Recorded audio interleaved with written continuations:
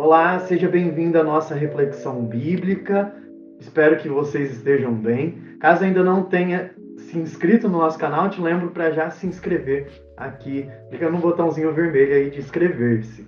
Vamos iniciar nossa reflexão bíblica em nome do Pai, do Filho e do Espírito Santo. Amém. Vamos à oração inicial.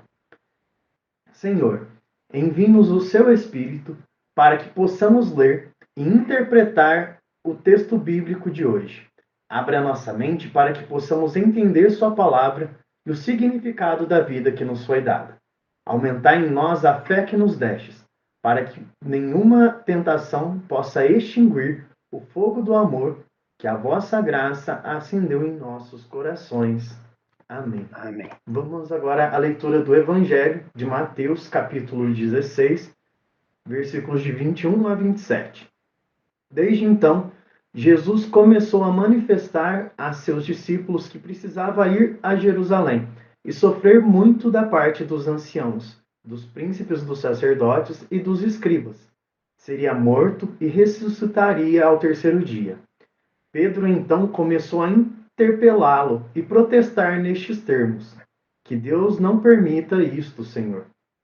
Isto não te acontecerá. Mas Jesus, voltando-se para ele, disse-lhe: Afasta-te, Satanás. Tu és para mim um escândalo. Teus pensamentos não são de Deus, mas dos homens. Em seguida, Jesus disse a seus discípulos: Se alguém quiser vir comigo, renuncie-se a si mesmo. Tome sua cruz e siga-me. Porque aquele que quiser salvar a sua vida, perdê-la-á. Mas aquele que tiver sacrificado a sua vida por minha causa, recobrá-la-á. Que servirá a um homem ganhar o mundo inteiro, se vem a prejudicar a sua vida? Ou que dará um homem em troca de sua vida? Porque o Filho do Homem há de vir na glória de seu Pai e com seus anjos, e então recompensará a cada um segundo as suas obras. Palavras da salvação. Glória a Vós, Senhor. Senhor. Vamos agora à reflexão com o professor Eugênio. Vejam que interessante. Esse trecho do Evangelho, escrito por Mateus, ele tem... A gente pode dividir em duas partes. A primeira é que Jesus anuncia para os seus apóstolos que ele vai sofrer, que ele será morto. E vejam o mais interessante ainda. Ele já fala quem é que vai fazer isso. São os anciãos, os príncipes dos sacerdotes e os escribas. Esse pessoal são todos judeus. Isso não quer dizer, e nós sabemos pela história, que os romanos não têm nada a ver com isso. Tem sim. Eles tiveram uma parcela muito grande na responsabilidade da morte de Jesus. Porém, nós precisamos perceber que não foram também só os romanos, mas foram também os judeus. Aquela elite do povo judeu que não queria Jesus, que não aceitava Jesus como filho de Deus. E interessante é também a gente perceber um pensamento dos próprios apóstolos.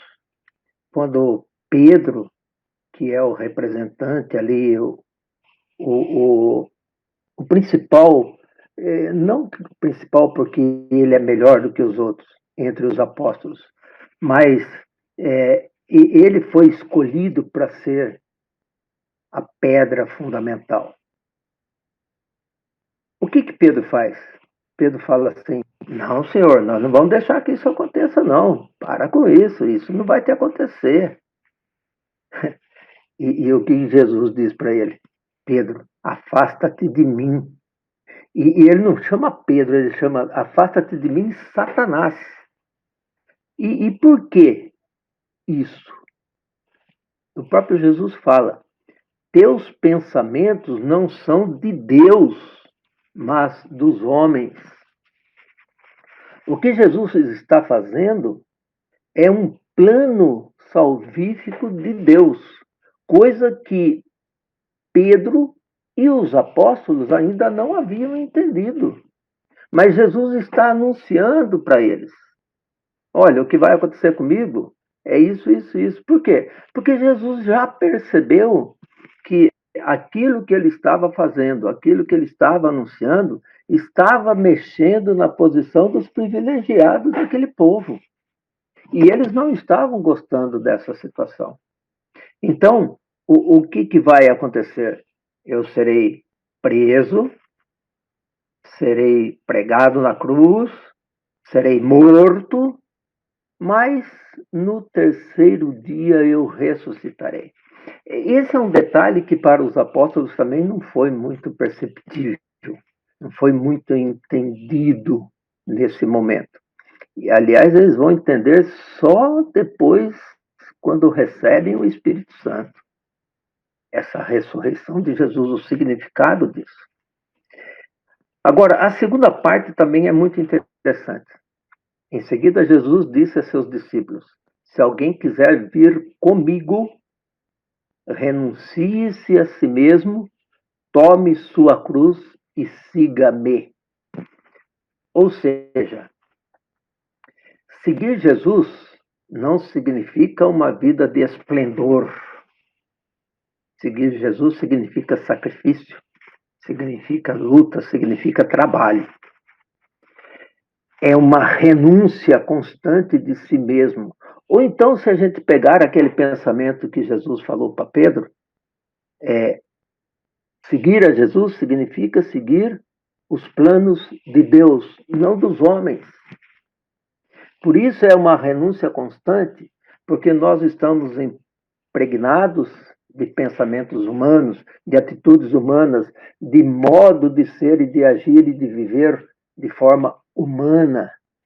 E só conseguimos entender essa situação quando nós nos reportamos para viver de uma forma divina, plena, plenificada, extirpando ou tirando de nós esse pensamento, esse modo de viver humano, para que a gente possa dar sentido à nossa existência.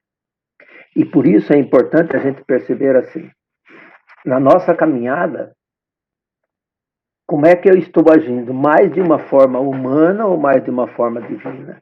Não que a forma divina não seja plenamente humana, mas nesse sentido que Jesus está falando, é assim: se você dá mais importância para esse sentido humano e não para o sentido divino, você não está entendendo direito qual que é o plano do reino de Deus, qual que é o plano da salvação.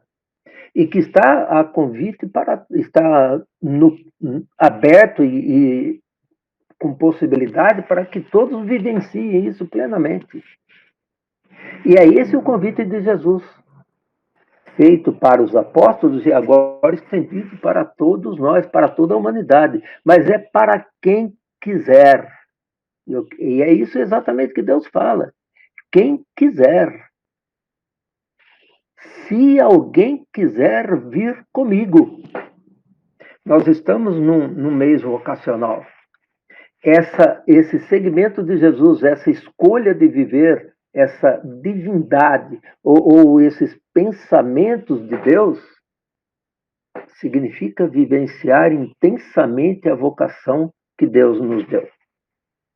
E é essa reflexão que a gente precisa ter, é esse modo de perceber as coisas que a gente precisa entender na nossa vida, para que a gente possa dar sentido direto e pleno, um significado verdadeiro daquilo que nós somos e daquilo que nós queremos. A humanidade precisa mais desse pensamento divino do que de um pensamento humano, porque a humanidade hoje não está tendo nenhum pensamento humano, está tendo um pensamento coisificado do ser humano.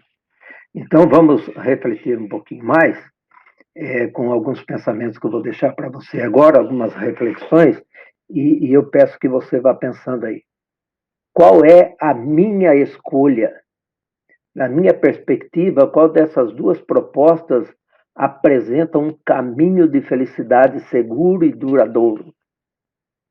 Que significado e que lugar ocupam na minha vida os projetos de Deus? Esforço-me por descobrir a vontade de Deus a meu respeito e a respeito do mundo. Estou aberto a esses sinais dos tempos, através dos quais Deus me interpela. Sou capaz de acolher e de viver com fidelidade e radicalidade as propostas de Deus, mesmo quando elas são exigentes e vão contra os meus interesses e os projetos pessoais? Pensa um pouquinho. Diante desta reflexão, convido a refletir e a responder ao Evangelho, responder ao chamado de Deus, com essa canção que retoma também as palavras de São Paulo, de combater o bom combate. Senhor, preciso te dizer que é impossível me esquecer, que não estou só nessa batalha entre o bem e o mal. A cada nova experiência eu te glorifico mais. Te ter é a maior diferença em mim.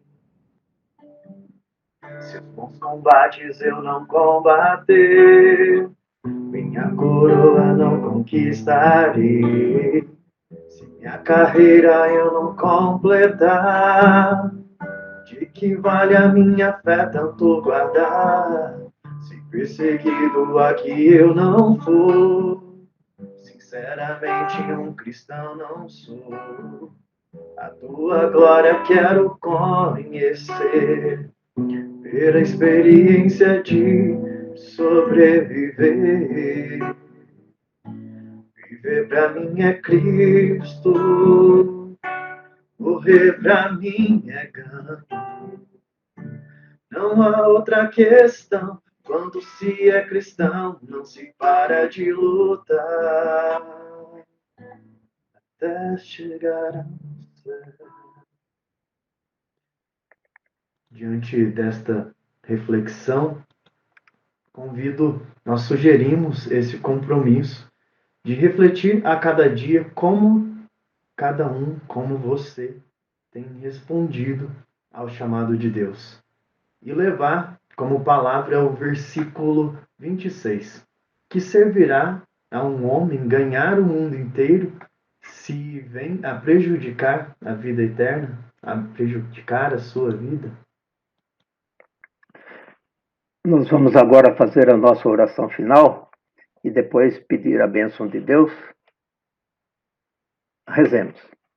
Deus, nosso Pai, enchei os nossos corações de amor pela vossa vontade e de uma plena confiança em vós, para que sejamos testemunhas corajosas da boa nova do reino no mundo, como discípulos do vosso Filho, não só com palavras, mas também com obras. Por nosso Senhor Jesus Cristo, que convosco vive e reina. Amém. Nós vamos então pedir agora que Deus abençoe a todos nós. A gente começa a perceber que essa pandemia já começa a enfraquecer e que a gente tem um pouquinho mais de esperança. Então, que a gente não perca a confiança em momento algum, mas que a gente se encha do amor de Deus e que possamos dar sentido pleno à nossa existência. A bênção de Deus Todo-Poderoso, em nome do Pai, do Filho e do Espírito Santo. Amém.